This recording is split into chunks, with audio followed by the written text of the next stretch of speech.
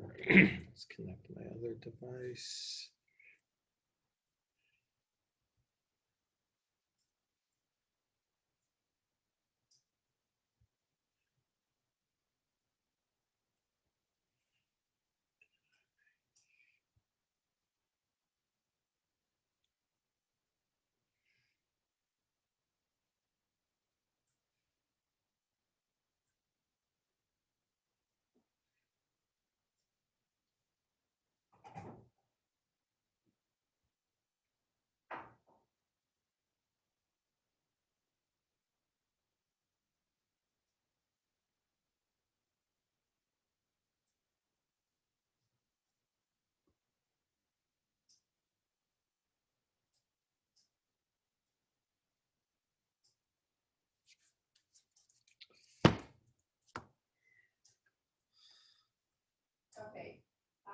All right.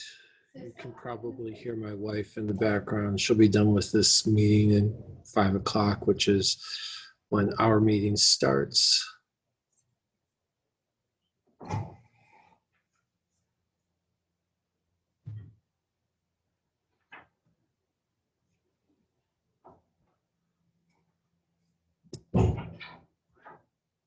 Okay, hold on. I have to go into the other room. I'll be just 1 second. And what just happened? What just happened with my Zoom? Okay.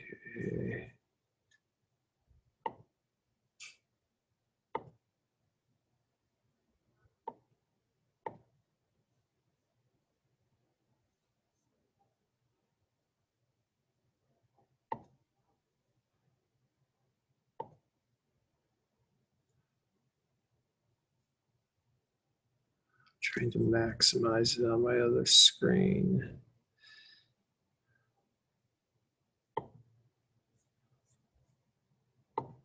Why is it not maximizing on my other screen?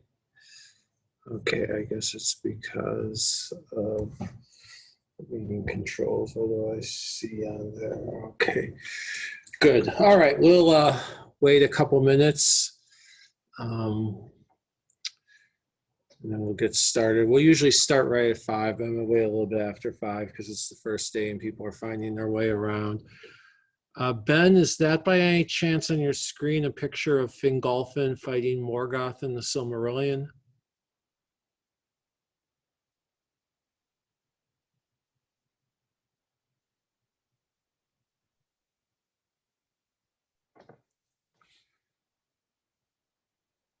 Hello, can you guys hear me? Oh, yeah, it is. I've seen that one before. For Morgoth, although his might was greatest of all things in this world, alone of the Valar, Morgoth knew fear. It's one of my favorite lines from the Silmarillion. That's in the closing lines.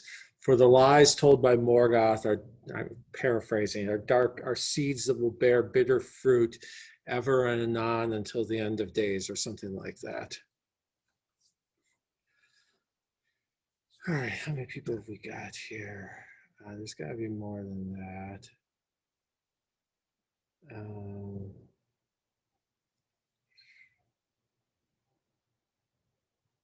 See the chat. Okay, I can see the chat. I should be able to see participants. How many do we have at this point? We've got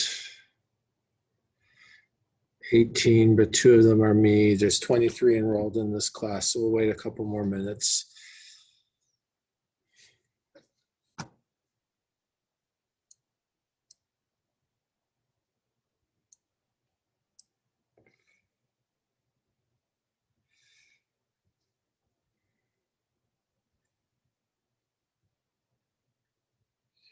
We've got 17 students.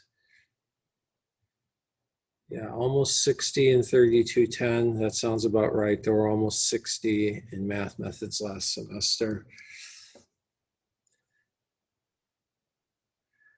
When I was in college, there were like 5 of us in mechanics. Physics majors used to be a much smaller group, but I don't know, there's all sorts of theories on it. Some people think Big Bang Theory has something to do with it. I don't know, but one way or another, virtually every physics department in the country has grown. It was, I had 3 people in senior lab when I was in college. So we got to know everyone really well, as you might imagine, and we got our pick of the crop for final experiments. And I spent probably a month of senior lab doing an experiment on quantized conductance in gold nanowires. It turns out that if 2 regular sized wires of gold come into contact with each other for a second, then in that little fraction of a second that they're in contact, bridges form between them. And then as you pull them apart, they adhere to each other. And then as you pull them apart, a little wire forms between them, and then the wire breaks off, and you can actually measure the conductance of that. And then I was all excited in the second semester of senior lab, I was going to figure out how to make a Stern-Gerlach experiment work, which is one of the foundational experiments of quantum mysteries. But the professor who taught senior lab retired, and so they gave us credit for doing research, so I never got to set up a Stern-Gerlach experiment. All right, how many people do we have at this point? We've got 20, so 2 of them are my logins, so 18 students. We'll wait another couple minutes.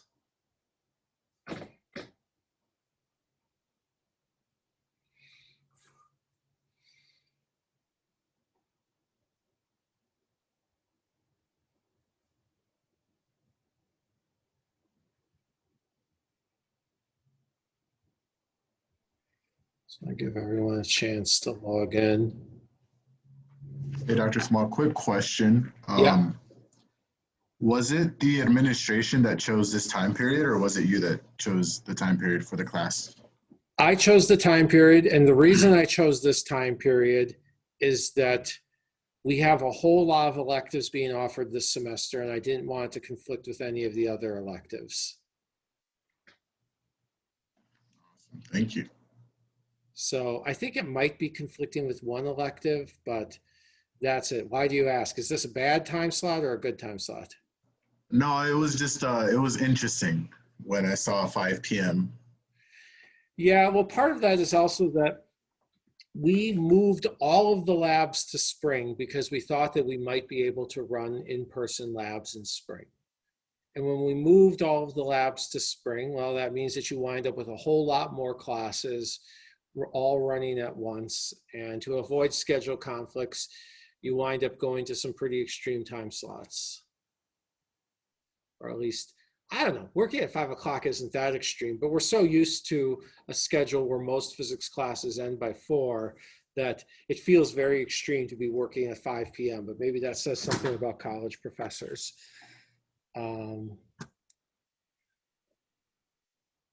I personally like it. It gives my brain enough time throughout the day to warm up. Some of us are evening people. I once upon a time, a long time ago, was a morning person, but I lost my morning nature. All right, and we just got 21 people, so I'm going to get started. Welcome to Applied Optics.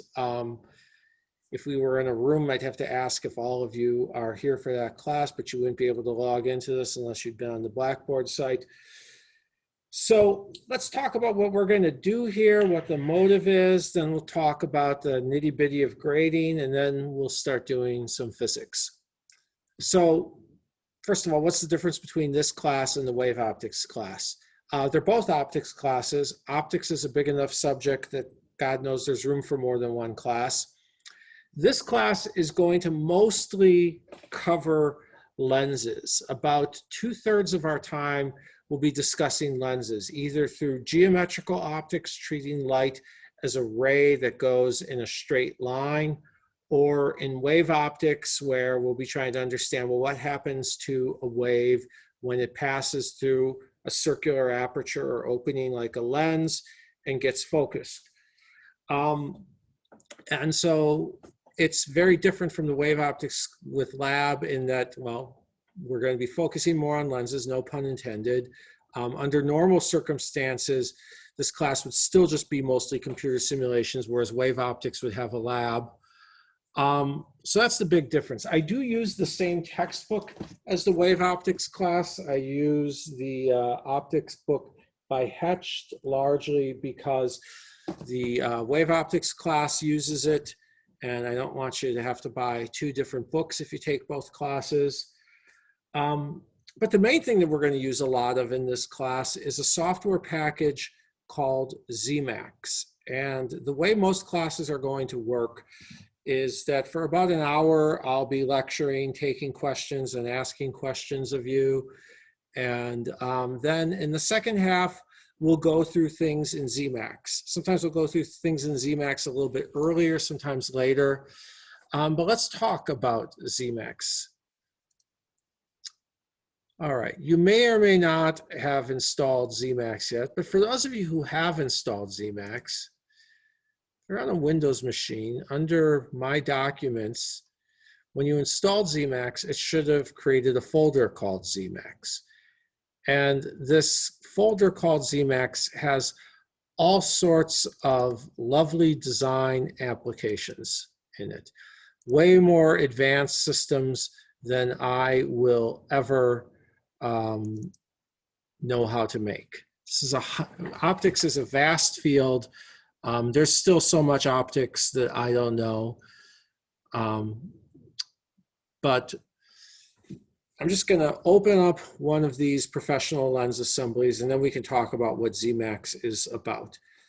Although the prereq for this class isn't Physics 2530, I suspect many of you have taken it, and you learned the thin lens equation. And we did all these problems where you've got one lens and you've got an object on one side and it forms an image on the other side, and the object's at a distance S1 and the image is at a distance S2. Okay. But real cameras, they don't just have one lens.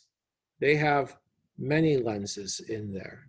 And the reason why they have many lenses in there is because it turns out that lenses, at least one lens alone, is generally pretty lousy.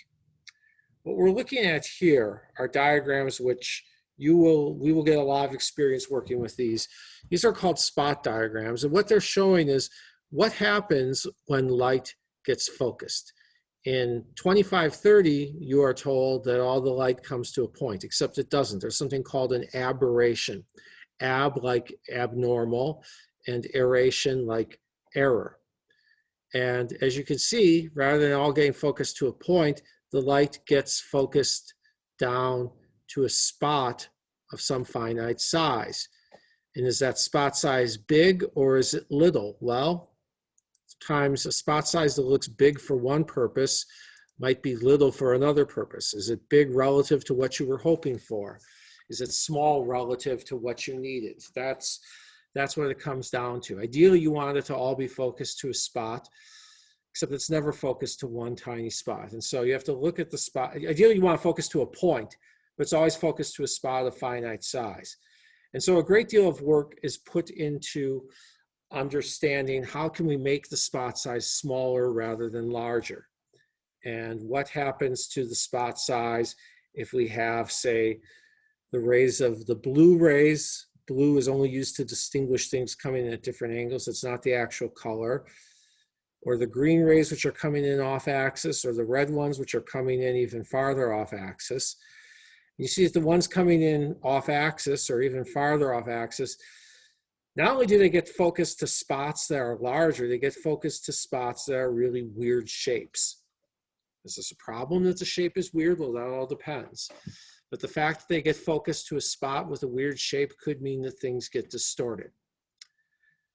And the difference between what Zemax does and what you learned in 2530 is that in 2530, they use a very simple formula. And we're actually going to use that formula too a lot of the time, because that formula is a great starting point.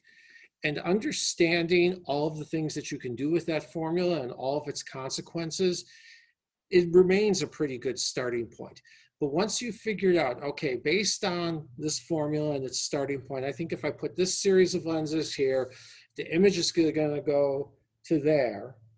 Then you still have to figure out, okay, well, how good is it? And for that, you can't use that formula. For that, you have to calculate exactly what happens to a ray of light when it hits a surface at a particular place, at a particular angle, and it goes into that surface, and the surface has whatever shape, and the material has whatever refractive index, and you have to trace those rays one by one. And people used to do that by hand, and then computers were invented, and they stopped doing that. And much of what we will be learning about here is how do we interpret what we see? When we put together a bunch of lenses in a different configuration, we get a spot diagram. What does that mean? We get an RMS spot size. What does that mean? We get an enclosed energy diagram. We get a PSF. We get an MTF. What do all these things mean? These are figures of merit that they use in the private sector. And so that's what we're going to spend a lot of time doing in this class, learning how to use software like this. There are several programs that can do this. There's Zemax, there's Code 5, there's a few others. There's Oslo, which has a very good free version that you could just download and use all you want. Why are we using Zemax instead of Oslo? We're using Zemax for two reasons. For one, Zemax is used more often in the private sector. I have a lot of friends in the optics industry, and a lot of my former students have gone into the optics industry and remain in touch with me. And they all say, learn Zemax. It's what people use. Also, Zemax, although you can't get a perpetual free license, I have arranged with them, I do it every time I teach this class, they will, if you're taking a class, they look at my syllabus, they verify what we're doing, and then they say that any Cal Poly student who's taking this class can go to their website and sign up for a free license that runs through the end of May. And so you will be able to get a free Zemax license and install it on your laptop or home desktop or whatever. Normally we would teach this class in a computer lab with Zemax in there so that you could also use it in there. Obviously we can't do that right now. But we will spend a lot of time using Zemax because it enables us to see very accurately what happens when you focus light through a system of lenses. And there are lots and lots of examples bundled with Zemax. I mean, half the reason to pay for it would just be to get all of the free examples that are bundled with it. Now, I myself am not a lens designer. I don't make lenses for a living. I will nonetheless teach you a lot about lenses because the basics of what to do with a lens you can learn without having to go through a full optical engineering program. A lot of the tasks that a student in a research lab has to deal with are not designing an entire lens system from scratch. For that, we have experts, but they're more like, okay, we've got this microscope here. Its lens is very good. But now we have to add an extra thing to this microscope. We have to mount a special camera, and the special camera, you know, the microscope was designed so that the object would be, the specimen would be here, and the lens, and the, okay, the specimen would be here, and the camera would be there. But the special camera has to be somewhere else. So we're gonna have to put another lens in the beam path. So a lot of the assignments, especially later in the semester, will be, let's take a lens that someone else designed, a very, very good lens that someone else designed. And then let's say, hey, it was designed to have the light detector here, but we need the light detector there. Let's put one extra cheap lens in the way and see what it does to get the light to where it needs to be. And what are the performance trade-offs that you're accepting if you just put one extra cheap lens in there to get the light to somewhere else. So I'm not going to teach you how to be a professional lens designer. For that, you need to go through a whole degree program. But I'm going to teach you enough so that if all you do is work with other people's lenses and occasionally bolt on one more thing, you could do that and do it well. Or you'll know enough about lenses and the software we use to study lenses so that you're ready to enroll in a master's program where they do teach you how to design a lens. or at least teach you enough about this. Maybe you're never going to design lenses, but you're going to go work at, say, Newport or Supply Chain Optics, or one of the many, many optics companies in Orange County where a bunch of our alumni are working. And you're going to need to review specs for an entire system on a regular basis. Well, at least you've seen some of these layouts, you've seen some of the software. You'll still have to learn all the particulars of their hardware and their customers' applications, but you know enough of the tools and terminology that you can get started. That's really all we can teach you in one class, is enough tools and terminology so that you can learn the next thing. And if you think I'm cheating you, well, I have a PhD where most of it was doing optics, and I'm still learning optics all the time. I'm still learning new instruments, new devices, new applications. There are still entire chapters in the standard theory textbooks that I look at and say, you know, I don't know half as much of that as I would like to, because it's a vast subject. Any questions so far? Anyone? Anyone? All right. So for those who enrolled recently, you might not, there were a few people who had the class recently. You might not have seen all of this yet, but on the first page in Blackboard, there is a link to where you go to enter and to apply for a student license. And once you sign up for that, it'll take them about a day, but sometime in the middle of the day tomorrow, if you do this tonight, someone from Zemax will email you with a code that you can use to start Zemax. You can download and install it right now, but the software won't run until you have the access code. And you'll get that sometime tomorrow, and you won't have to pay for it.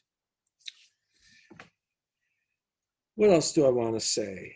A lot of what I'm teaching you here is motivated by things that I have learned through the Optical Society of Southern California, OSSC.org. The Optical Society is an organization of scientists and engineers who work in optics. Most of them are in the private sector. A few are academics like me. And they hold monthly meetings. Back when these things were done in person, they were great networking opportunities. Now, you know, people still announce job openings at them. So there's still some value in going. And I'm hoping that we'll get back to in person this fall.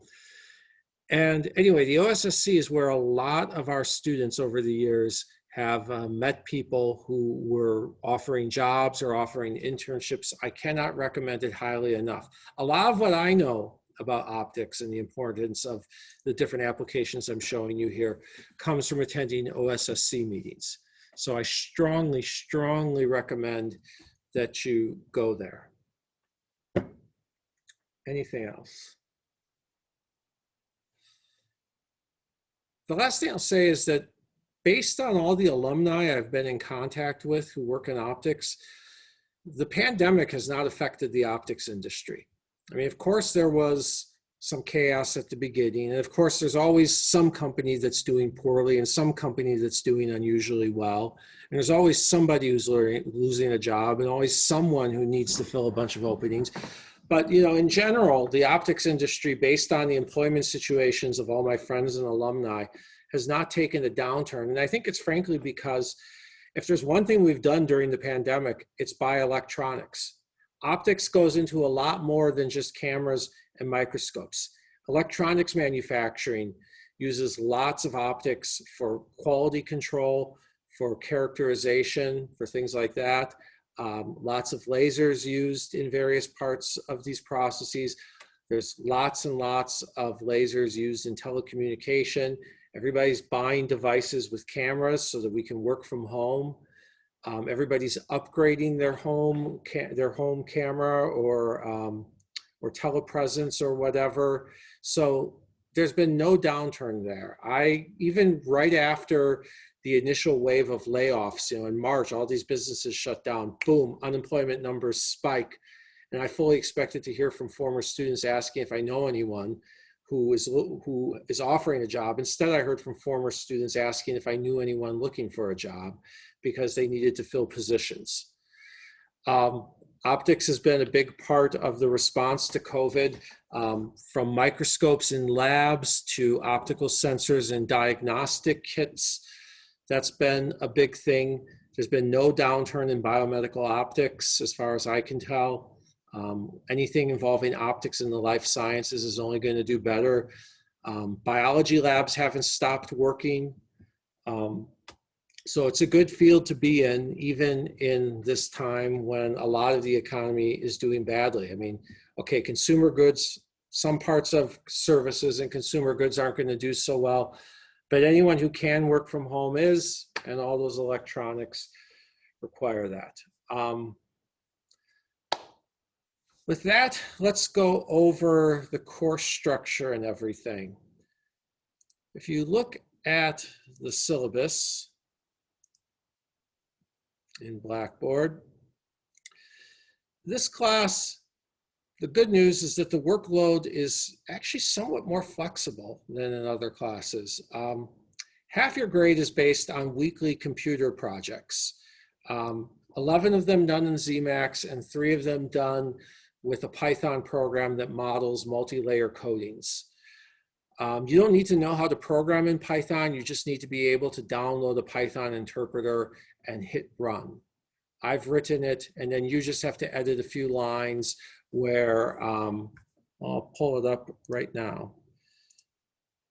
This is my preferred Python environment, Spider. Many people like Jupyter notebooks. I don't really care what you use. In this Python program, all that you have to know how to do is edit a few things at the top where I say things like, what mode are we using? Are we going to plot the transmittance? Are we going to plot the reflectance? And then you scroll down a little bit and edit some numbers for indices of refraction, and then edit some numbers for coatings. And no, you're not doing any of this today. I'm just saying all you have to know how to do is edit numbers in the code. You go here, you change this number. You go there, you add this number. And that will add another layer to the thing that we're going to model. But every week, you're going to have an assignment like that. Now let's look at one of those. It's under assignments. It's under projects. If you look at the first project, you're going to be testing Snell's law. You're going to set up a system with 4 layers. We'll go through what it means to put in a layer in Zemax. And you're going to see what happens to some rays of light. And you're going to give me the following: a screenshot or copy and paste of your, preferably a copy and paste of some data from Zemax. Like this section of the Zemax file, except what you're doing will be much simpler than what's in here. Which you copy and paste something like this. You give me a picture of something like this, except of course it'll be less complicated. And you give me a few grammatically correct sentences explaining something. And that's the assignment for next Tuesday, to go into Zemax, try a few cases. For each case that you try, show me your data, show me your results, and tell me what it means, what happened there. If we go to later weeks, like here, minimizing spherical aberration. You're going to test a formula. So we're going to make a lens that has some properties satisfying this formula. By the time we get there, you'll know what this formula means. You'll give me some numbers that from Zemax. Basically, you'll copy and paste again something from a section like this. You'll tell me what happened. So you'll give me a picture of something like that in this lower region here. Oops. And you give me some text explaining what it means. And then later on, you'll make a graph of some things. You'll try different cases and see what the output is, and take a bunch of output, make a graph, and explain it to me. That's what these weekly assignments will be. This is the hardest part of the class. Any questions on those? policy or anything. On Thursdays, there will be a much shorter assignment. And these shorter assignments are pencil and paper calculations because we do need to do some pencil and paper math in order to make sense of things, in order to get a rough idea of, okay, you can't just go into Zemax and start doing things. You got to figure out, okay, well, do I want to make a lens that's this size or that size? Do I want something that's really curved and bulgy on both sides, or something with a flat surface? You have to do some pencil and paper math. And if all you do is the Thursday homework, those are short calculations. Like here's the one that's due this Thursday. It just walks you through some approximations, some geometry, some approximations we're going to use in geometry to work out some details on Thursday. Those are much shorter than what's due on Tuesdays. And if you do all of that, if you do the weekly Zemax or Python projects, and you do the final assignment, which will be due during finals week, and you do the short Thursday warm-ups, then you could get 86% if you did everything perfectly, and that would be an A. More likely, if things weren't quite perfect, you'd get something in the B range. And if you do something in the B range, you're fine. A lot of people who got B's in this class went on to jobs in the optics industry. I'm going to be inviting alumni later on in the semester to come to class via Zoom and talk about what they do. One of them is hopefully I'll be able to get someone who's a hiring manager at an optics company. If you really want to get the theory well enough that you could go get a master's in optics, then you do need to solve more pencil and paper problems. It's not all about running simulations. There are problem sets, they're long. There's 4 of them, they're due every few weeks. If you don't want to do those, you want to manage your workload, that's fine. You could easily get a B in this class if you just focus on doing really well with the Zemax assignments and the short Thursday assignments. But if you really want to get the theory down and shoot for that A, then you have to do the problem sets, which are long and they do go much more into theory. You could just do some of them. I would recommend doing at least the first one, both to get at least some of the points and to get some comfort with doing the pencil and paper calculations in optics. And if you just do that one and then you say for the rest of the semester, you know what, my other classes are getting more complicated, and I want to focus on those, well, so be it. But if you at least do the first 1 or 2 problem sets, you get enough points that you get some cushion on your grade, and you'll learn enough of this that you could plausibly go into a master's program in optical design. Also, I dropped the lowest assignment in each category. So if you did 3 of the problem sets and then skip the 4th, well, the 4th is a 0, I dropped a 0. I dropped the lowest Zemax project or Python, whatever. I dropped the lowest of the Tuesday projects with short reports, and I dropped the lowest of the short Thursday practice assignments. I don't normally take late work, especially if solutions are posted, but if you have an emergency, then contact me. It's always better to contact me in advance than to wait several days and explain things after the fact. I realize in some true emergency situations that might not be possible, but the sooner you contact me, the more likely it is that I'll take your word and work with you. Any questions on anything? So there won't be any exams for this class? Nope, it's all projects and homework. Cool. No tests, just weekly projects, weekly homework, and for those who want to really shoot for the top, a handful of longer problem sets. The final exam is basically 2 projects. Another question? Someone? The problem sets you're announcing throughout the semester, because I don't see them on the calendar. They are, if you look carefully, week 4, homework 4, flux and power, problem set 1, thin lenses. Oh, okay, thank you. Week 8, formulas for waves and problem set 2, more lenses. Week 12, problem set 3, wave optics. And then the last day of class, problem set 4, thin films, gratings, and photons. Can you post recordings immediately following class? Yeah, I'll be posting everything to my YouTube channel. Thank you.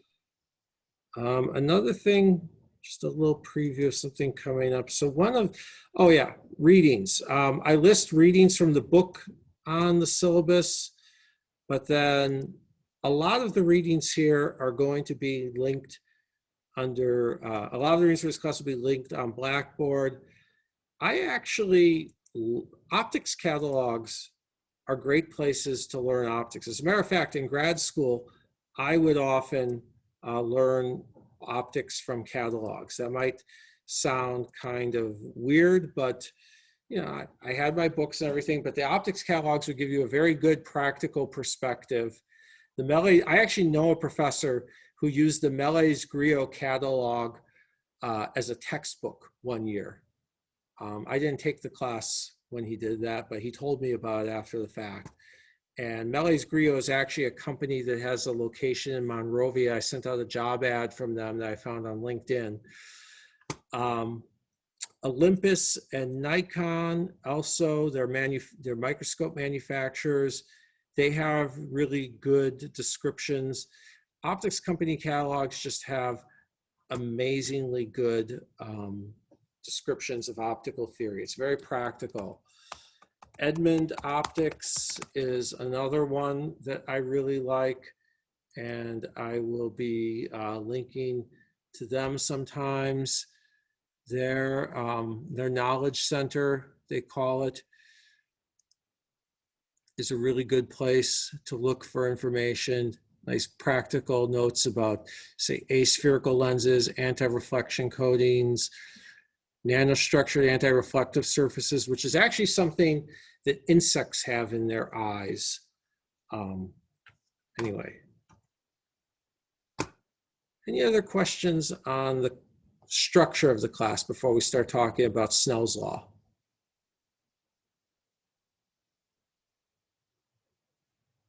Going once, going twice, 3 times. Okay, Snell's law. So we're going to talk about light. Light is one of those things that is hard to describe what it is. The standard answer is that it's an electromagnetic field, and we'll get in the second half of the semester to what that really means. For the first half of the semester, we're just going to treat light as traveling in straight lines. To a very good approximation, it does travel in straight lines. You could do a tremendous amount of stuff with lenses just pretending that light travels in straight lines. The fact that light actually spreads out when it passes through narrow apertures was a very challenging thing to understand, to demonstrate experimentally and understand theoretically. It occupied a lot of great minds in the 18th and 19th centuries making sense of it. And one reason why it took them so long is because, frankly, the straight line model of light gets you a long way.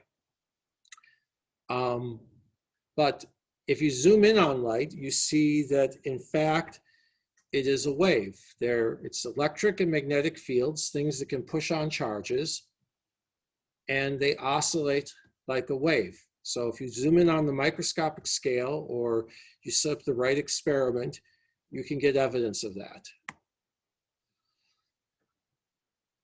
The most important thing to know for now about the fact that light is an electromagnetic field, about its electromagnetic nature, is that it carries energy. The fact that light has electric and magnetic fields means that it can push on charges.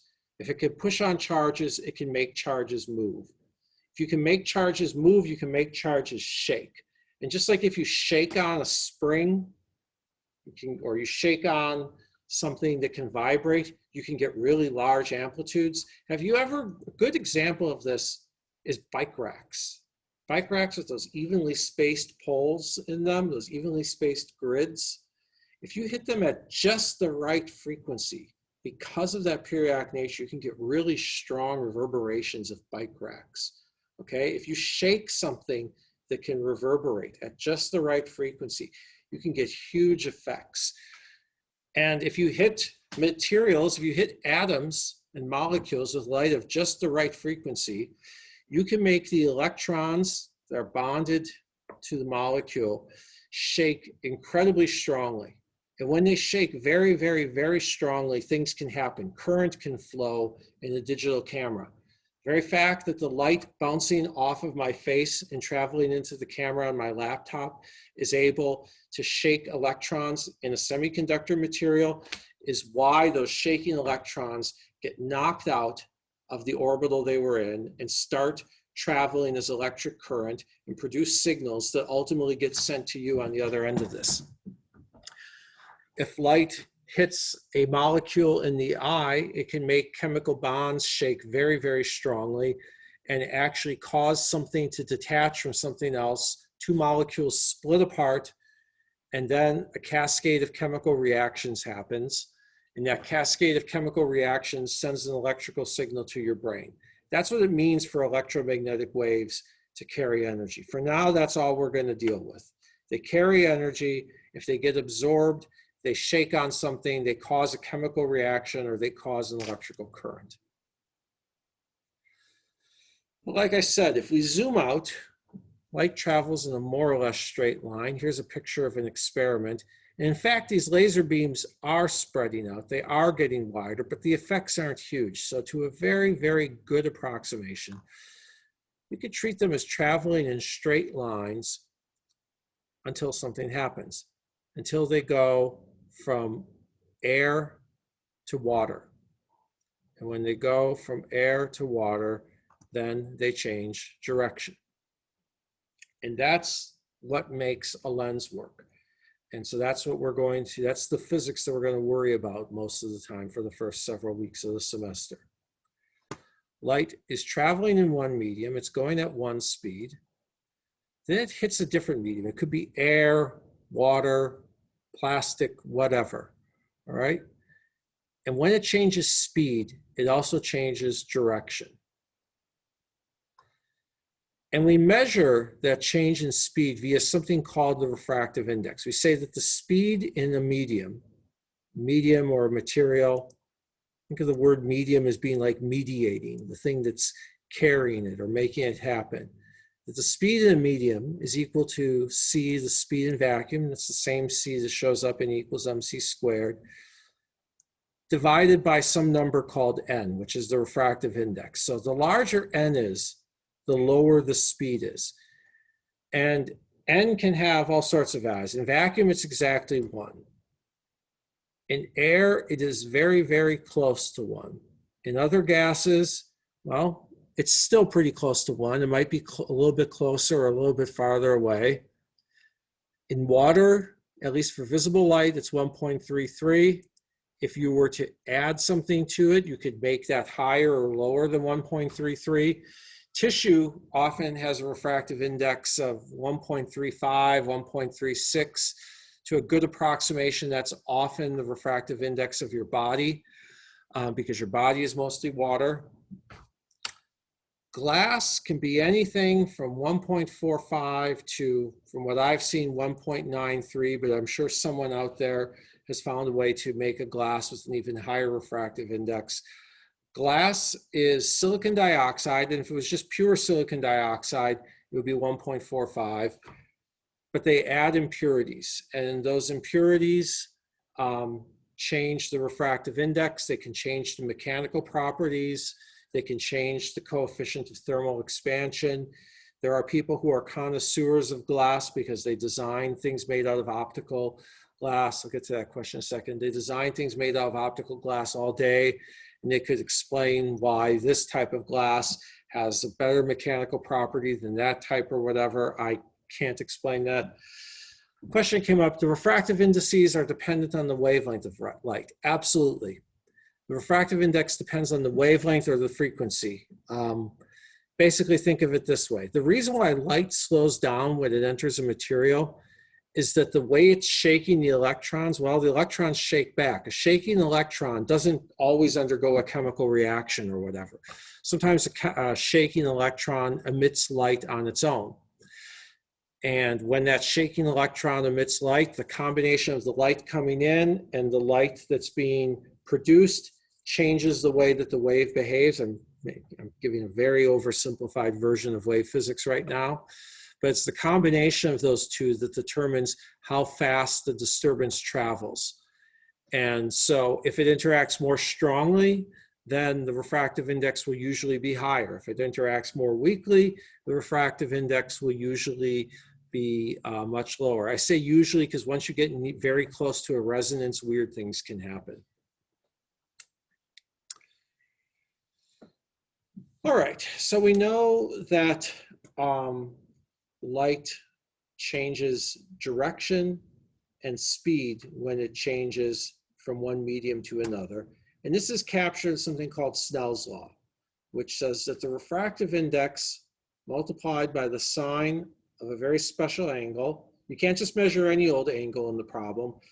You have to measure an angle between the direction that the ray of light is going and an axis perpendicular to the interface. So the light travels from medium 1 to medium 2. At this point, we would draw a line perpendicular to that point, the normal to the interface, and we would measure the angle between that normal and the direction that the light is going. And n sine theta is the same on both sides, and that is Snell's law.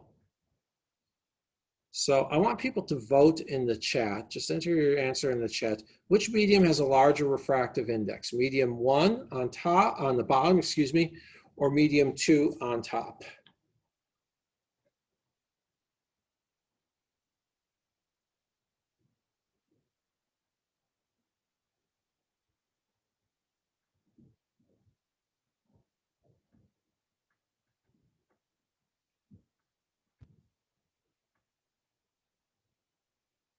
All right, looks like everyone's saying medium 1. Yep, because n is big, sine theta is small. Then up here, n is small, sine theta is big. Their product has to be the same.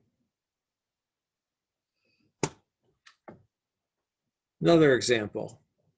Light travels through 3 different media. What can we say about n1 versus n3? Is n3 equal to n1, bigger than n1, smaller than n1, or is it impossible to compare without knowing n2?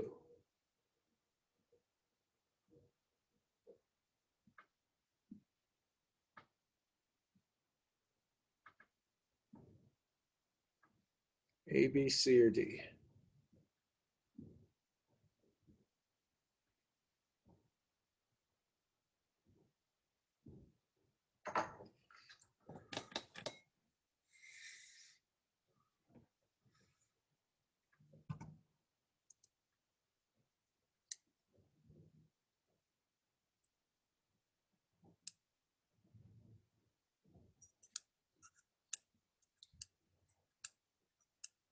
All right, looks like most of you have responded and everyone agrees it's B. And the reason is that n1 sine theta 1 is equal to n2 sine theta 2. But since theta 2 is measured on both sides with respect to, obviously this is a different line than this line, but the 2 lines are parallel.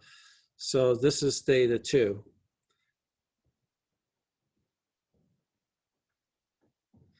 So that works. Now, if we had a situation like this,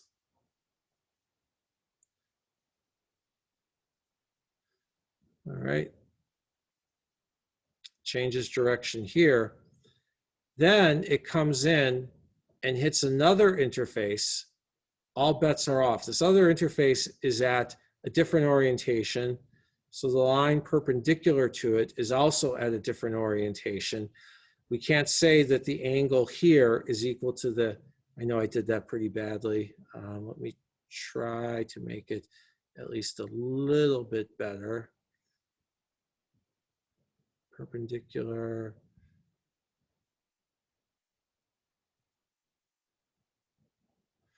All right, so here's, I'll call it theta 2A. And then here, because it is in medium 2, it is the angle made in, it is an angle made in medium 2, and I'm calling it theta 2A in this terrible handwriting because it's the first angle made in medium 2. But then here we've got theta 2B, and that's going to be completely different. So in cases like that, all bets are off. Any questions? Going once, going twice.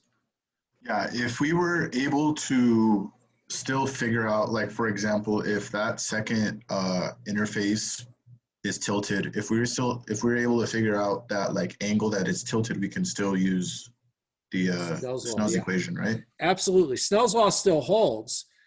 All right.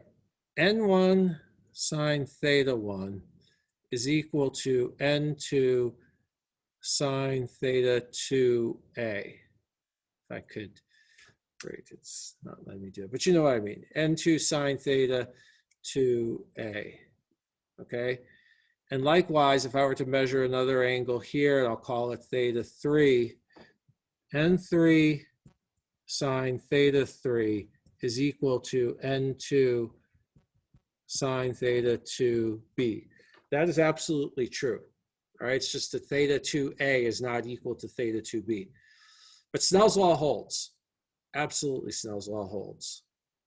I mean, to go to another example, trying to turn off my annotate.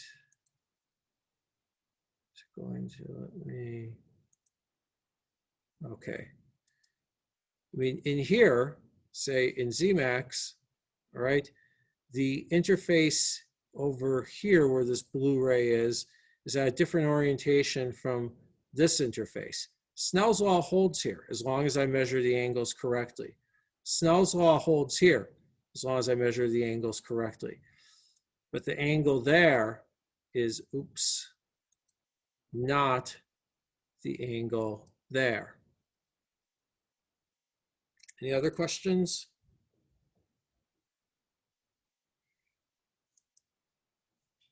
All right, I'm going to clear all drawings and then close the annotate. Let me give you another example of that. And this one I'm going to write out on my tablet if I share my other device's screen.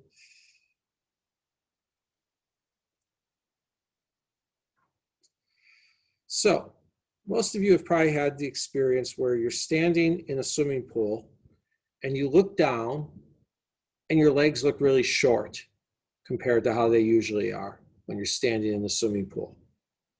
And there's a reason for that. The reason is that if we've got something underneath the surface of the water and we just look at rays of light, they get refracted at the surface because well, that was not supposed to happen. Okay, I see what happened. They get refracted at the surface because here we've got theta 1, here we've got theta 2, and N1 sine theta 1 is equal to N2 sine theta 2. And of course, N1, this is water, it's 1.33, and N2, this is air, so it's roughly 1. I know it's actually 1.000 something, but we're not going to worry about that. All right, so qualitatively, we can immediately see why, because if we were to trace all of this out, it looks like the light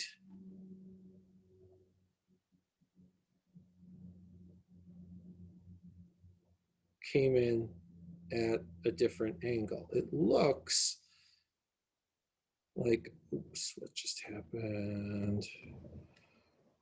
No, I don't want that. Okay. they look like they were coming from this spot here. Oh, I see why it won't. Yeah. All right. Because the rays change direction, they look like they're coming from a spot here, even though they're actually coming from a spot down there. And so if we look at a point on our legs, right, our legs are actually however far below the surface of the water, but they look like they're much closer to the water, to the surface of the water. And so what we could do, we could actually calculate what this effect is. Okay, so we could measure this distance and this distance. I'll call this H1. I'll call this H2. We'll call this distance X. Now this is theta 1 here because this is theta 1, so this is also theta 1. So N1, sorry, tan theta 1, well, let's see here. X is opposite theta 1. So tan theta 1 is X over H1. And this is theta 2 because here's theta 2, and this is theta 2. And I know this diagram's getting kind of crowded. Are there any questions on it? Anyone? All right. So tan theta 2 is X over H2. Let's see, we got two different equations. We've got a whole bunch of unknowns, but we have this thing in common between both of them, the X. So I could say X is H1 tan theta 1 by multiplying that there. And that's also equal to H2 tan theta 2. All right, so I've got this relationship, or I could rewrite this as H2 over H1, the ratio of how your legs look, how far below water they seem to be compared to how far below they actually are. That's tan theta 1 over tan theta 2. Any ideas where to go from here in trying to relate the apparent depth of your legs to the refractive indices of the two media?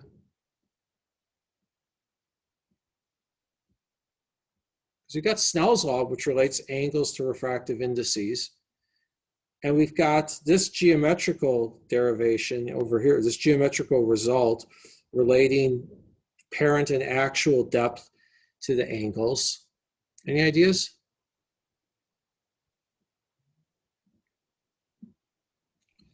Professor, Yeah. can we make a small angle approximation? Yes. That is exactly why I gave this example. It's not just because it's a common optical illusion, but because it brings in an approximation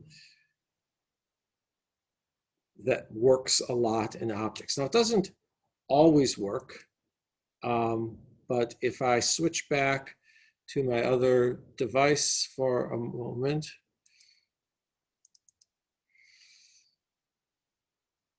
here in Zemax, when we look at this camera lens, not all of these rays are making small angles, but some of them are. And so we can make a small angle approximation for some of the rays. And the whole challenge of lens design is to figure out how to make it so that the rays making large angles do the same thing as the rays making small angles. But the nice thing is that if everything is working correctly, then somebody's found a way to correct what's going on with the rays at large angles.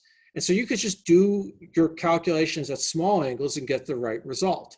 It's sort of counterintuitive, but first we learn all these small angle approximations. Everything you learned in 2530, if you took optics there, and I'm not assuming everyone took it because it's not a prereq, but if you took that optics class or you took something at community college that covered the same stuff, you learn all this stuff that's only valid for small angles.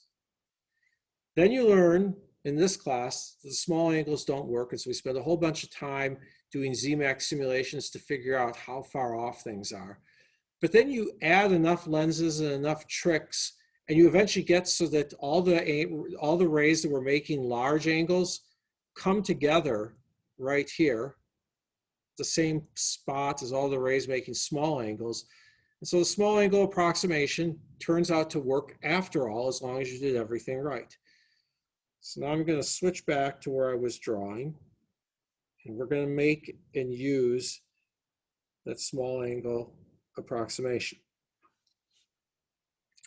Small angle approximation is that sine theta is roughly equal to tan theta is roughly equal to theta. And it comes from the fact that sine theta is, if you do the Taylor series, it's equal to theta minus theta cubed over 3 factorial plus theta to the 5th over 5 factorial. And it just keeps alternating, etc. But if we have a small angle, if the angle measured in radians is less than 1, we're taking a number less than 1 and we're cubing it. 0.1 cubed is 0.001. And then we're dividing it by 6. And then we're dividing, then we take 0.1 to the 5th power is 0.00001. And we divide that by 5 times 4 times 3 times 2 is 120. So for small angles, this is a really good approximation. So H2 over H1 is approximately sine theta 1 over sine theta 2.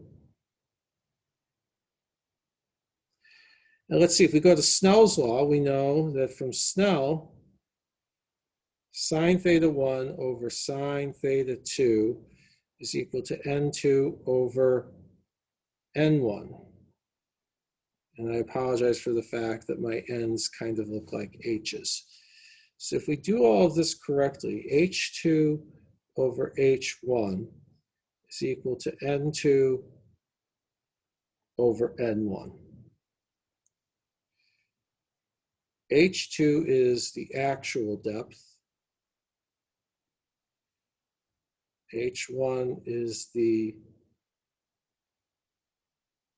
apparent depth. N2 over N1 is about 1.33. And so your apparent, or at least the apparent height of your legs or whatever part of you is underwater is about 25% less than what you actually are, because it's about 0.3 over 1.3. Any questions?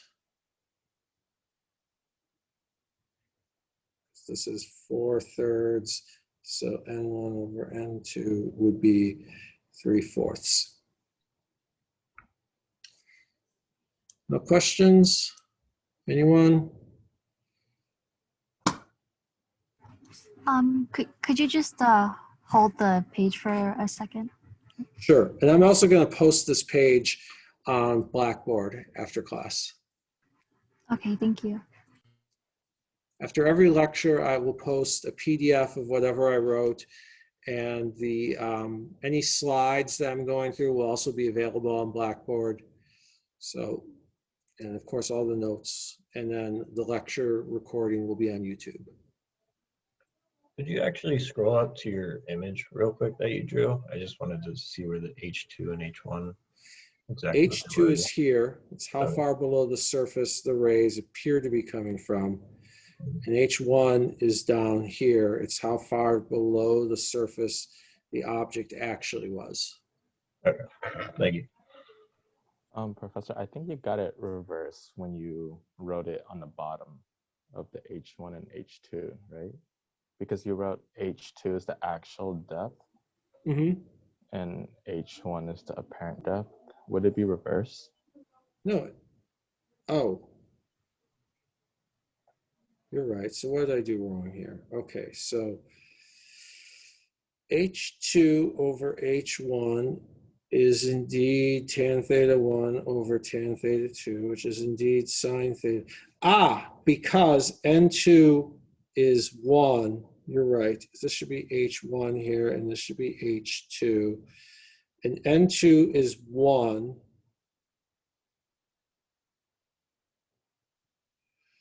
which is 1/4, which is 3/4.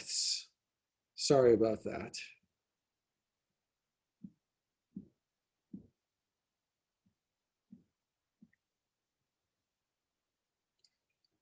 Anyone else?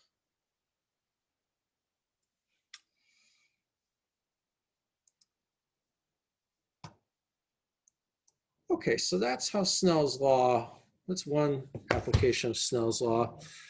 Now, here's a scenario where some rays are passing from air into glass. Which of these three rays experiences the largest change in direction? 1, 2, or 3? Go ahead and give me your answer in the chat.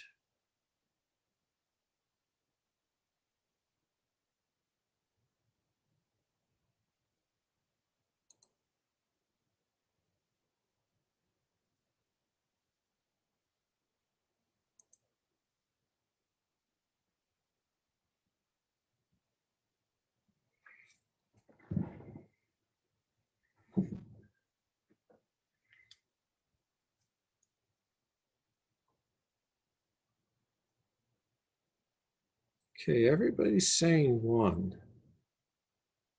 But it's a trick question because none of them change direction at the flat surface. Entering the glass. I didn't ask what happens when they exit the glass later on. Here. Entering the glass. Sine theta. What's sine theta on the left side? 0. 0. So n sine theta is, let's see, nothing times n is nothing, 0. So on the other side, it's got to be 0 again. Now, what I think all of you were considering is what happens in this case, all right? And in this case, well, if we just look at, we draw different lines perpendicular to the surface at different points, and sure enough, we see that here there's a really large angle. Let's make a very large angle with the surface. So there's going to be a large change in direction. And here it's making a very small angle, so there's going to be a small change in direction. And here it's going to be somewhere in between. It's worth noting, if I can annotate on here again,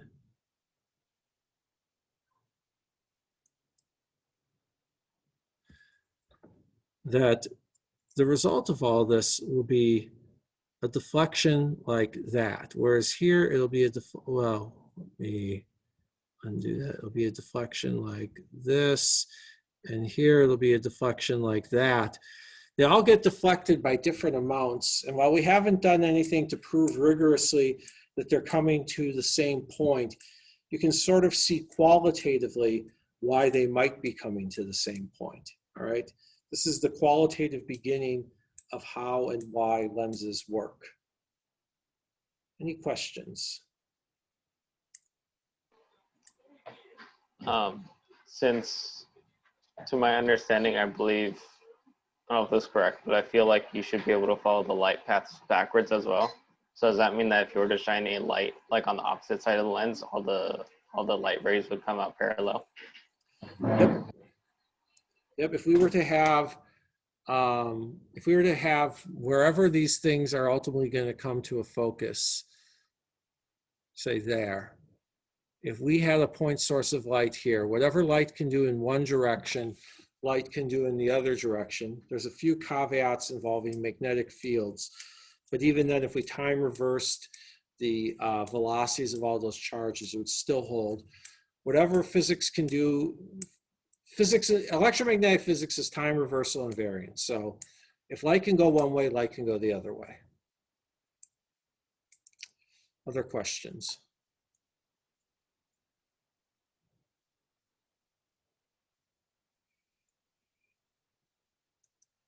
All right, I'll close the annotate box. I think in the interest of time, since I want to spend some time getting in to Zemax, I'm not going to go through all the details of this calculation. but if we had a light beam that goes through one cycle in 1.8 times 10 to the minus 15 seconds, and that is roughly how long light visible light takes to go through one cycle. If we had a light beam doing that, and I send it through an 8-centimeter chamber filled with air, and I want to change the passage time by just half a cycle.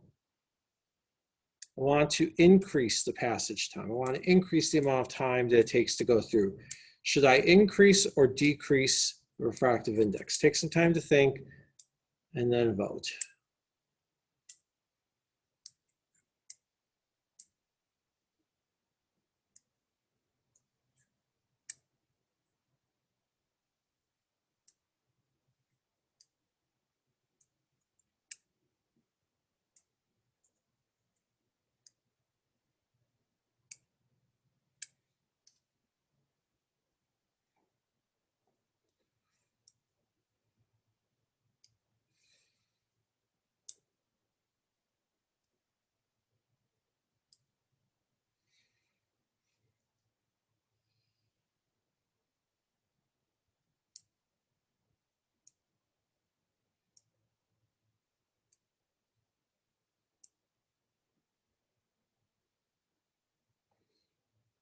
Okay, most people say increase.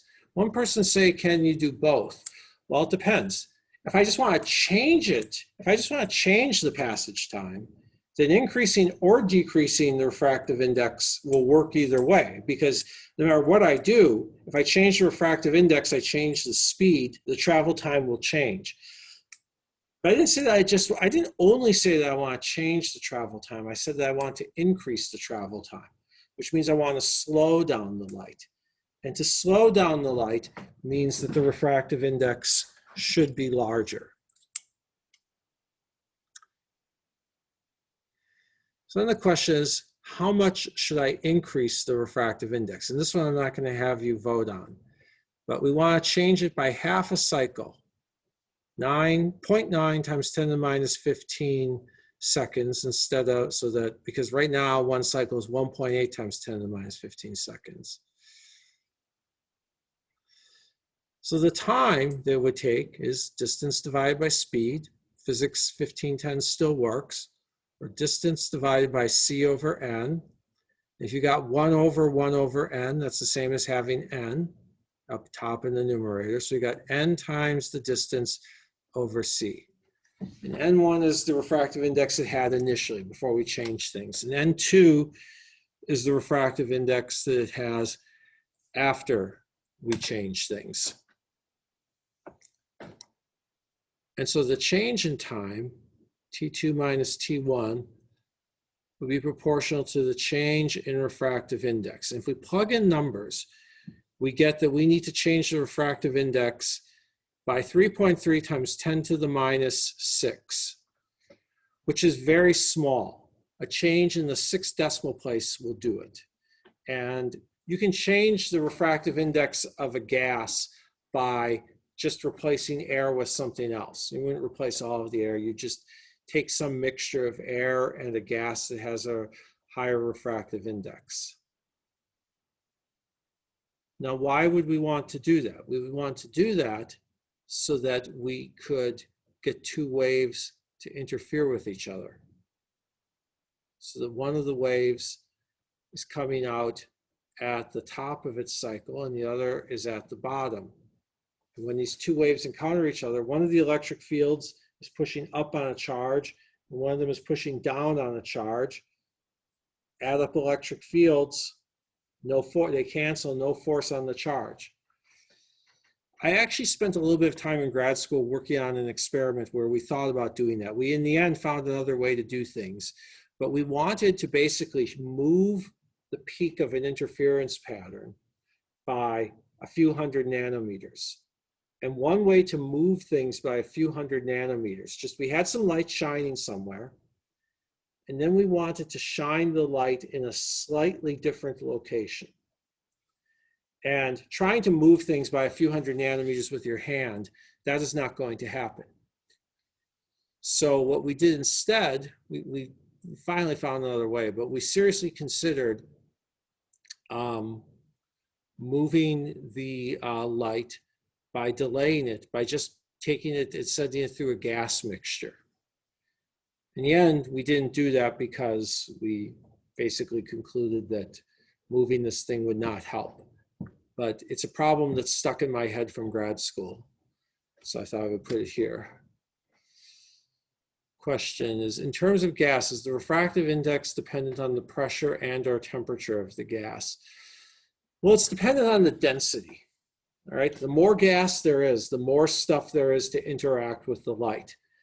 And so by changing the pressure, temperature, or density, we could potentially, by changing pressure or temperature, we could potentially do that. And maybe in the end, we would have actually done that, just change the density, just compress the gas a little bit. But we wound up not doing that. Other questions? Yeah, so what we were talking about just now, how to delay a wave of light, would it be possible to delay a certain wave but not the other waves, or do all waves going through through the same medium? Yeah, through the same medium get delayed the same amount? Well, if two waves had different frequencies, then they would see different refractive indices, so they could be delayed differently. And it turns out that there's also something called birefringence.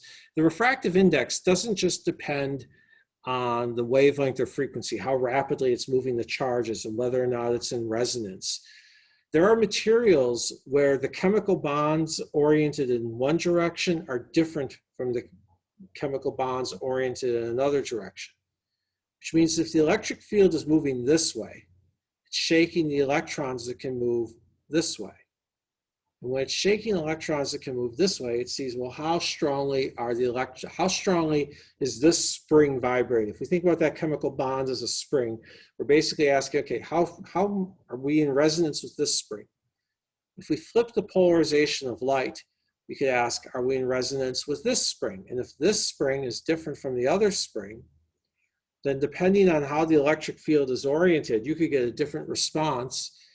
And so you could get a different refractive index. And so people will take advantage of that. They've got things called quarter wave plates that will basically delay one polarization of light by a quarter of a cycle relative to another. But if we're not dealing with a special material like that, then if they have the same frequency, they're going to be delayed by the same amount. If they have different frequencies, all bets are off. If the material is what we call anisotropic, meaning that how strongly it responds to an electric field depends on which direction the electric field is pointing. Again, all bets are off. Anything else before we switch to Zemax? Yeah, more of a general and kind of clarification question. When we talk about light or optics, are we only talking about the visible spectrum, or are we also talking about X-rays and all the other ones? In principle, all of the same physics applies. Certainly, everything I'm telling you about visible light, waves are waves. And so in some sense, all the same wave principles apply. Now, for some ranges of wavelengths or frequencies, it's just hard to find materials with really high refractive indices.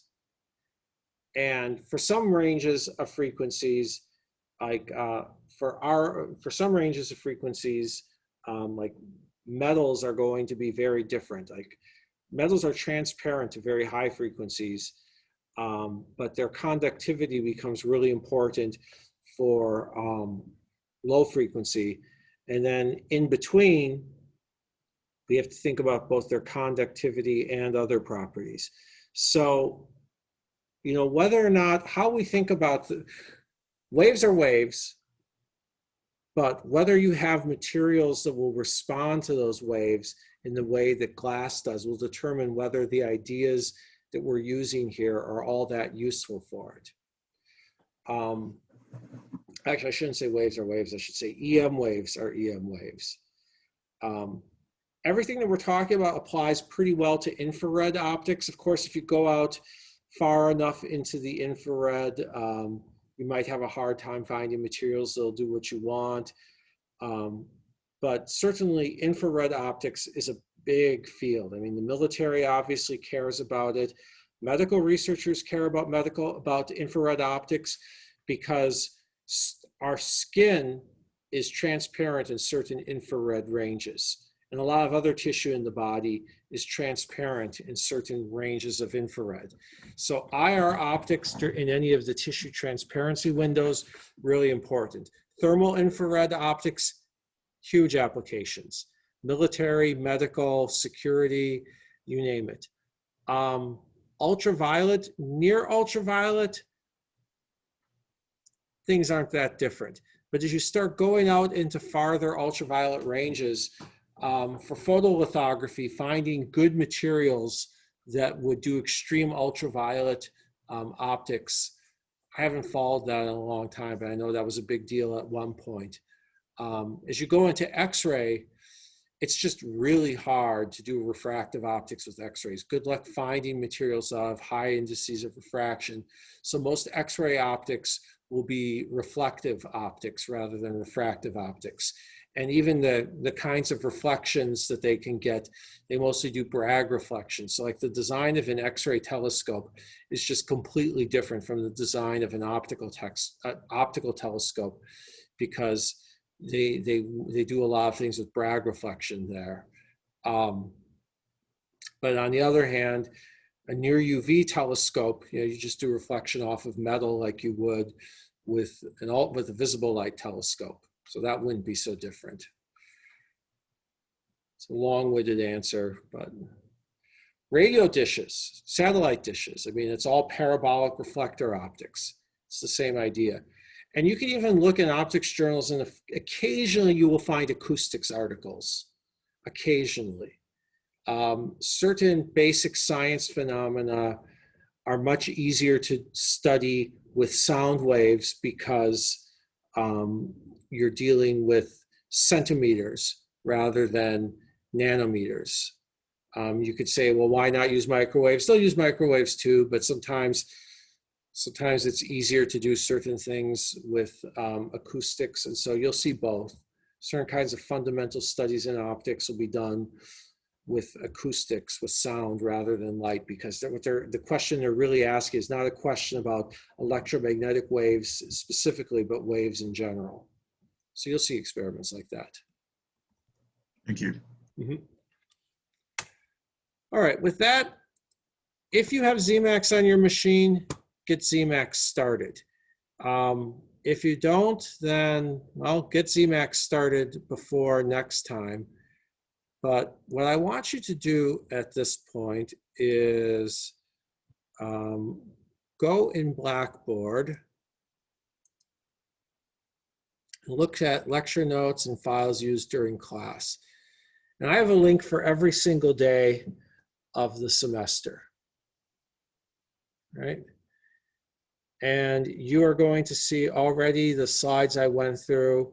Lecture 1, what is light.pdf. But I want you to download first day thin lens and first day flat surfaces. These are both Zemax files. So I'll give you a minute or two to do that. And I'm going to open up. We'll start with thin lenses.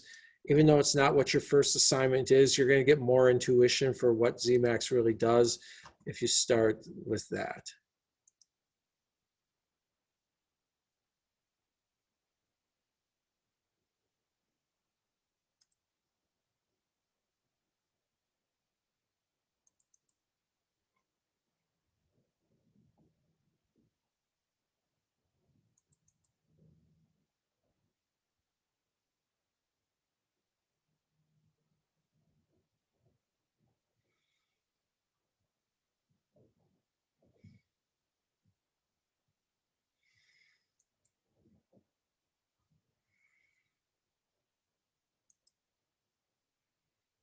All right, I think I'm going to close layout 2.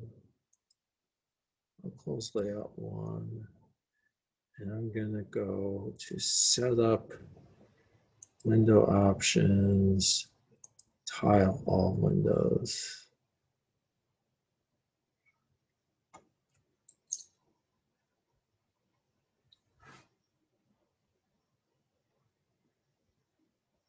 Is there anyone here who needs more time to get that file open?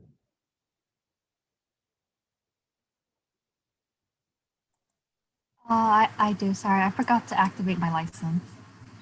Oh, okay. Do you have the, did they at least email you the code? Yeah, I have everything. I just forgot to put it in. Okay.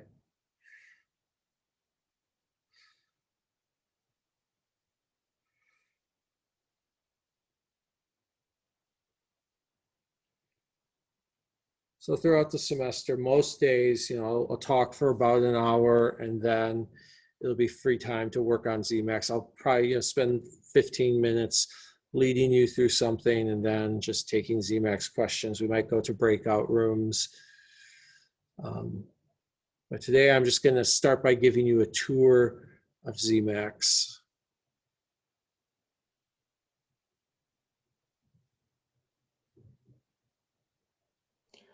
Professor, how did you get the diagrams to pop out like that?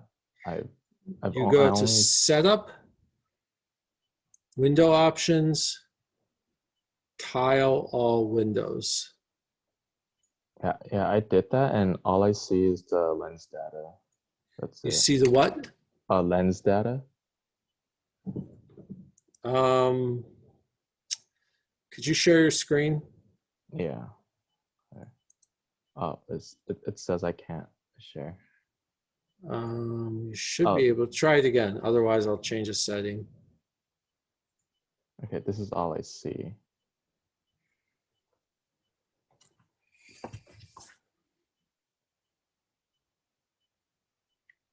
Is anybody else having that problem? Yeah, but Let's put it this way. Is anybody not having that problem? Because I want to figure out if it's something with the file I uploaded. You can look for version incompatibility.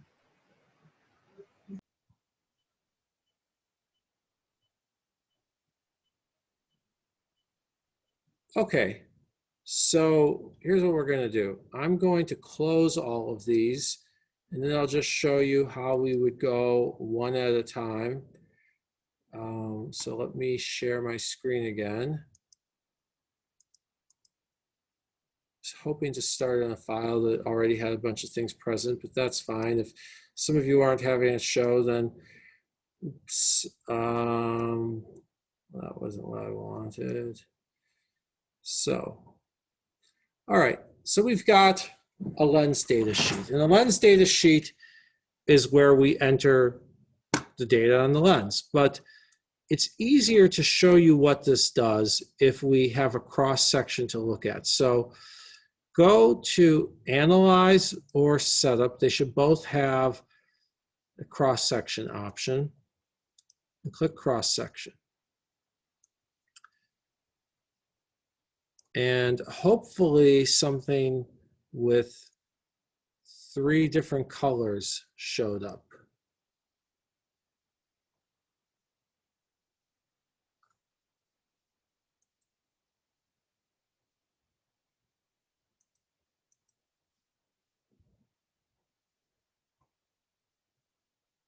Okay, so let's talk about what these different things do. All right, we've got a whole bunch of parameters here to play with. In the left column, the first thing is always going to be the object. That's where the points are that produce light, and rays of light start off from there. And if you click on the magnifying glass, you can zoom in and verify that no matter how much you zoom in, these really are points. These are true point sources. And then the way you zoom out is you hit this button, the reset zoom button. It looks a little bit like a power button on many laptops. The thing called the stop is basically the limiting surface, the surface that will determine how wide your bundle of rays is. If you go to this thing on the left and you click on something that says aperture, we can change it to, well, just type in a different number and see what happens, all right? That's what I would say a lot in Zemax. Professor, what does this button do? Well, as long as your file is saved, there's no harm in clicking it. And even if it isn't saved, usually you can just undo last change. So we could just see what happens as we click, as we change the aperture value. Or we could make it smaller and see what happens. We could designate a different one. We could designate this one as the stop. Except it's not letting me do that right now, and I will figure out later why it's not letting me do that. Now, every surface, to make things confusing, every surface has a radius and a clear semi-diameter. And the reason why they have a radius and a clear semi-diameter is that there are two different radii here. There's the radius of curvature. The radius of curvature is the radius of the circle that, or the sphere that it looks like it was cut out of. If you look at this curved surface here, I'm going to turn off my annotate, and I'm going to zoom in on this curved surface, all right? And then I'm going to annotate.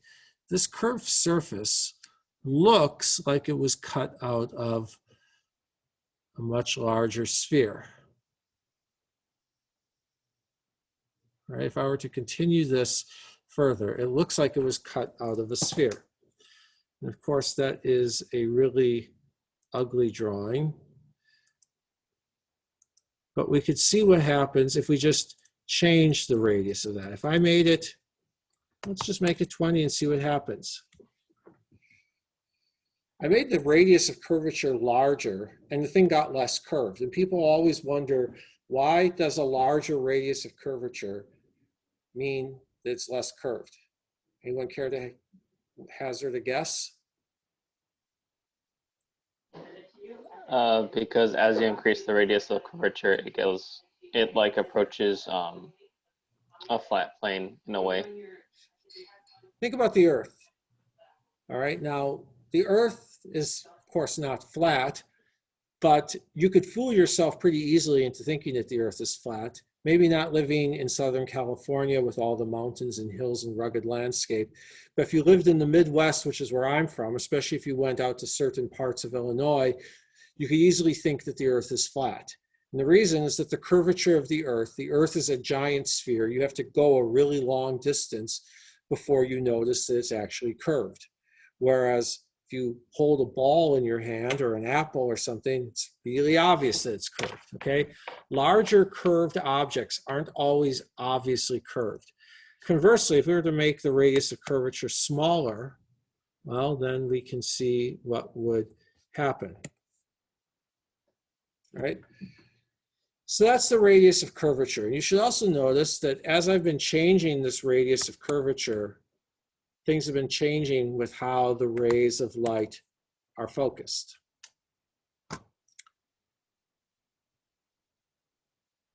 Then every surface has a thickness, okay? So this first surface extends from the object plane here to this curved thing. If I click on stop, do you see how when I clicked on this layer 0 on surface 1, all of a sudden this thing became highlighted in orange? When I click on surface 2, this thing got highlighted in orange. When I click on surface 3, the thing on the right got highlighted in orange. Well, everything, the surface 0 is going from the object to here. Surface 1 is going from the curved side to the flat side there. And we could, well, we'll worry about that later. We could just make this whatever we want, all right? we could make the, oh.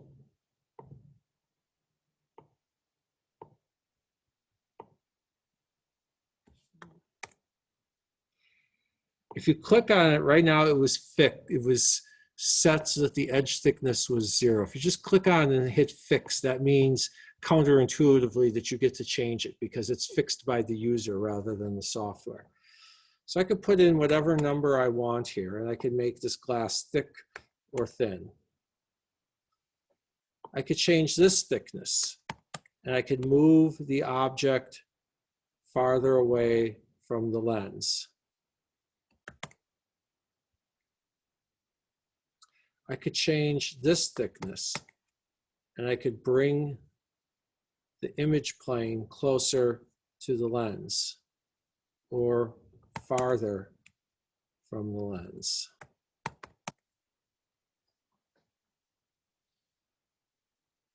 Any questions on what this stuff does so far?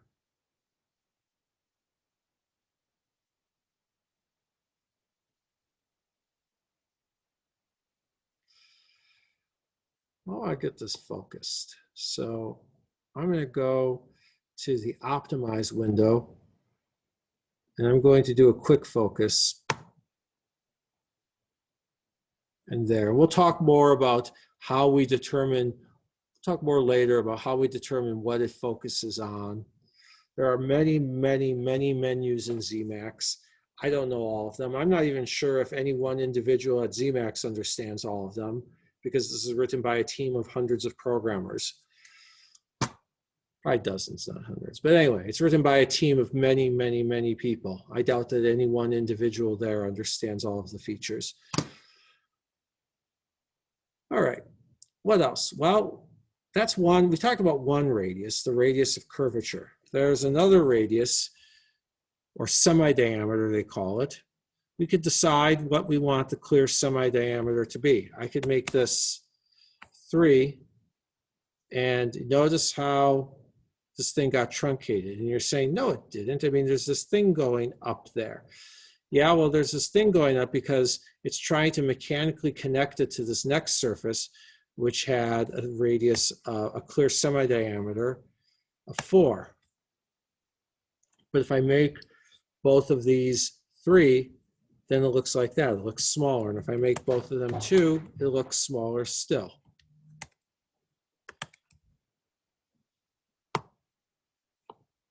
And then if you decide, you know what, I don't want to have to keep on changing things, you could decide to pick up. Pick up means follow the lead of a previous surface. I might decide that I want the semi-diameter of surface 2 to always match the semi-diameter of surface 1, so that my lens looks like this instead of looking like that. A very easy way to do that pickup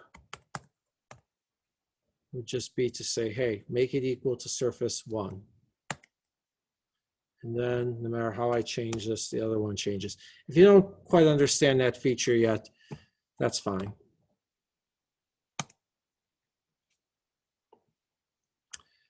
Any questions? Are there actual lenses that are made that have different semi-diameters based on the sides? I'm sure there are. The one thing I've learned from going to optical society meetings is that there are all sorts of very, very weird lens designs. So in all seriousness, one reason I could see to do that would be if I had something like this, then I've got a curved surface here for doing optics, and I've got something flat up there that I could grab mechanically.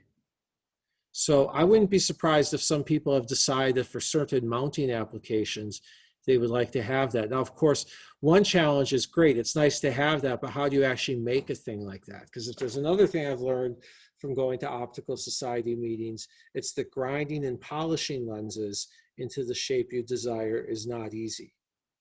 So I suspect that somebody somewhere out there has requested and made a surface like this.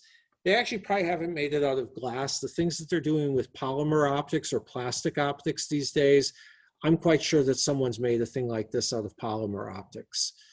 But anyway, other questions? Now, this thing here, material, SF10. What on earth is SF10? Well, SF10 is the name of a type of glass. And we are going to, I want you to go up to libraries and click on materials analyses.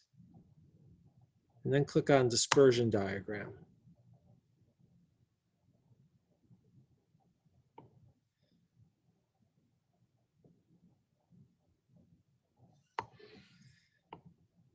And what it does is, by default, it goes to the first thing listed in alphabetical order in the default catalog. And we can ask, well, what's the default catalog? Let's check, okay? If we go, again, libraries, materials catalog, right now it's looking at the Amtier catalog, Amtier being one of many, many glass manufacturers. And as you can see, a great many glass manufacturers have their products in Zemax. They have the specs of their products. For instance, I know a guy in the Optical Society who's at Isuzu glass. But by far the most common glass, well, Nikon has their own stuff. I know some people at O'Hara. But the most common stuff, the stuff that was in all the catalogs when I was in grad school, and the world stops changing once you turn 30. So, or you stop noticing changes in the world, all jokes aside. Shot glass is very important. And no, it does not mean shot as in take a shot, but they make plenty of jokes about that. Shot is the name of whatever German person founded the company. And I once went to an Optical Society meeting on the history of shot, and it was very interesting to hear what happened with shot during and after World War II. During World War II, their US subsidiary was not exactly in contact with corporate headquarters, shall we say. And their US subsidiary was making optics for the US military, and corporate headquarters was in other projects. And then once Germany was divided between the US and the Soviets, everybody worked really hard to get as much of Schot's equipment out of the eastern part of Germany as possible. Anyway, Schott makes a lot of glass. We will usually use shot glass in here. Here's a nice classic BK7. So we could look at the properties of BK7 or whatever else we want, but as long as shot is the default catalog, there you go. Now let's go back to our dispersion diagram. A dispersion diagram is just a graph that tells you what's the refractive index of this glass for different wavelengths of light. We will use shot BK7. We'll hit OK, and I'll zoom out because I accidentally clicked on something. And we'll change that to BK7. And now, oops, what we can do is Zemax is giving us a graph telling us exactly what the refractive index of BK7 is at a range of optical wavelengths. You might say, oh, I don't want to look from 0.4 microns to 0.8. By the way, the range of visible light is roughly 400 to 700 nanometers, or 0.4 to 0.7 microns. Now that doesn't mean that if you look at a bright source of 399 nanometer light, you'll see absolutely nothing. But 399, 400 is about where your response really starts to taper off. And it's not like if you look at a bright source of 701 nanometer light or 0.701 microns, you'll see nothing. But that's where it starts to taper off.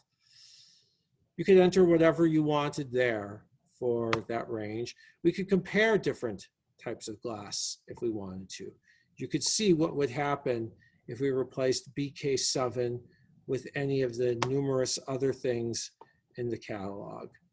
And you would see that they do indeed have different wavelengths, sorry, different refractive indices at different wavelengths.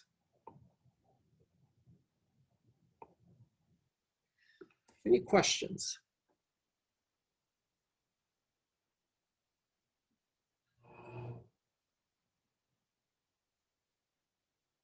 Here's something. The radius of curvature on this side is infinity. Let's say I don't want it to be infinity. So I change it to 20. So I want it to be finite. We have a problem here because it's curving inward. And usually we think of a glass as curving outward on both sides. That's not true for eyeglasses usually.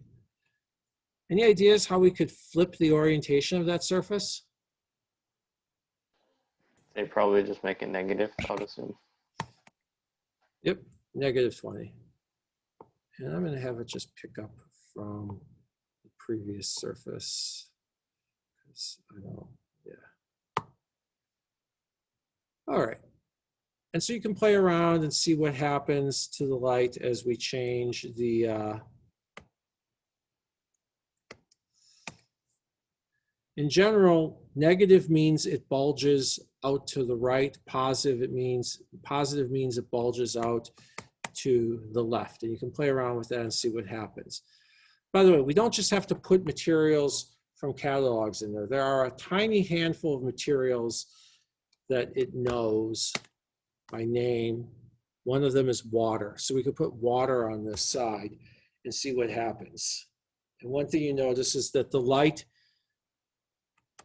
before was getting bent a lot at that right surface. See how the light, it's coming in, it's going almost parallel to the axis inside, at least the blue rays, and then they get bent a lot. Why is it, any guesses as to why putting water in there changes everything?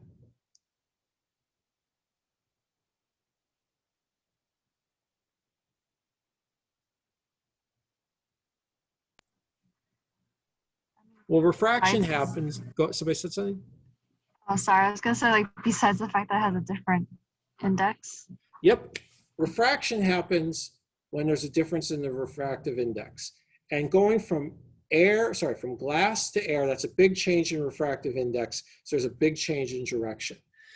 Going from glass to water, let's see, the refractive index of BK7, which on this graph is the blue line, it's going to be 1.5 something to 1.3 something. So that's not going to be a huge change. And so it gets bent less. Anyway, that's sort of a tour of the basic things you can do in Zemax. Any questions about this file before we spend a few minutes with the other file, the file that that's actually easier to work with, the file that you're going to use next time?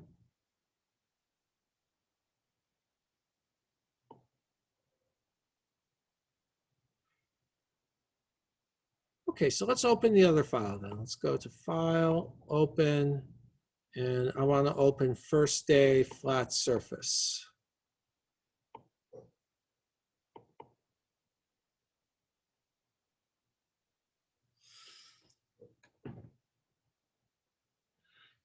This is what you're going to be using for your first assignment. Your first assignment is, if you look, or your first project, your first short assignment is due on Thursday, and it's just some geometry. But your first Zemax project due next week is to set up a system with 4 layers, 5 if you count layer 0 of the object. We're going to have air, water, SF11, and air. We look at our lens data. We've got air,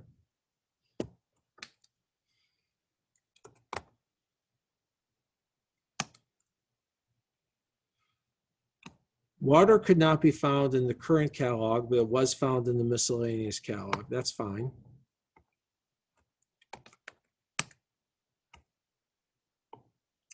If we look, we're going through air, water. Now the problem is that we have to add another layer because we've got air, water, SF11, and then the surface, the image surface. We don't want that, so we insert a surface afterwards. Now you've got stuff traveling through from the object through air, then through water, then through this glass, then through air, and finally arrives at the image plane. And if you prefer to see things laid out next to each other, then we can just do window options, tile all windows. And you don't see anything there. Why don't we see another air layer? We got air, water, glass. Why don't we see another air layer? Anyone?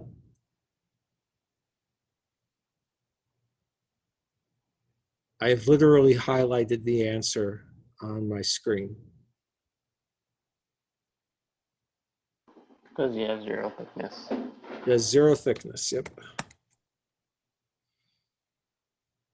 But it's still not showing up. And that's because if we go to the settings of our layout window, the last surface it was displaying is 3.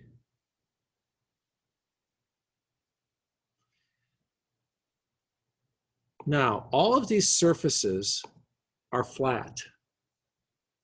What parameter in there makes these surfaces flat?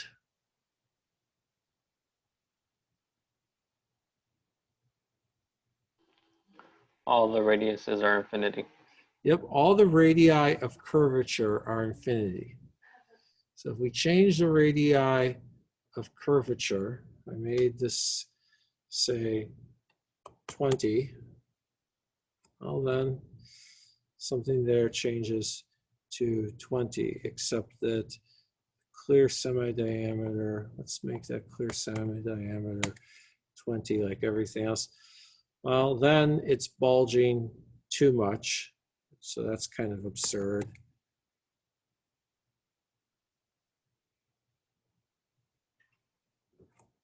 Then we would see a different effect. But for now, we're just going to study Snell's law. We're just going to see what happens when something hits a flat interface. And so we're going to just leave all of these at infinity. Now you're probably thinking, well, how am I going to study Snell's law? How am I going to find angles? Got 1 minute left. Here's how you find angles. You say, what are the coordinates here at the starting point? You got horizontal and vertical coordinates. They show up here. What are the coordinates there? Knowing that the ray goes from this point to that point with those coordinates, you can do geometry and figure out what the angle was. Anyway, we're out of time. We'll go over this on Thursday. What we're going to do is we're going to spend about an hour going over the beginnings of lens theory, and then we're going to have time to work in Zemax and work on the first project. I would suggest that before Thursday, besides doing the homework that goes through some geometry, start reading through the first project, start or continue playing with that file, First Day Flat Surface. With that, we're done. If anybody has questions, ask now. Otherwise, I'll see you Thursday. Oh, and I have office hours, of course, tomorrow and Thursday. Bye. Thank you, Dr. Small. You're welcome. How precise are the points from just mousing over? Um, I'm guessing just precise enough. yeah. At least for our calculations, it's okay if there's Yeah, I'm not going to be too picky about it now. Okay, thank you. You're welcome.